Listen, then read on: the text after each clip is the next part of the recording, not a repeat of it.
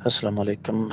بسم اللہ والصلاۃ والسلام علی رسول اللہ۔ سوال آگے جی، مساجد میں اندھے لنگڑے معذور آتے ہیں مانگنے کے لیے بھیک، تو کیا ان کو بھیک دی جا سکتی ہے؟ بالکل نہیں دینی جی، یہ پیشہ ور لوگ ہیں۔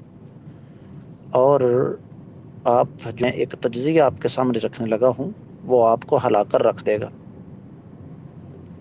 کہ پاکستان میں بھیک مانگنے والوں کی تعداد 3.5 کروڑ سے زیادہ ہے، اور یہ لوگ روزانہ کا 70 ارب روپیہ میری اور آپ کی جیبوں سے نکال رہے ہیں۔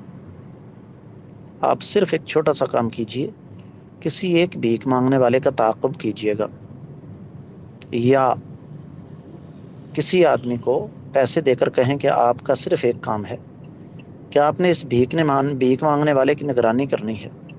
ایسے ایسے ہوش ربا انکشاف ہوں گے کہ آپ کا جی چاہے گا کہ ایسے لوگوں کو جان سے مار دیا جائے جس قدر یہ ظالم ہیں۔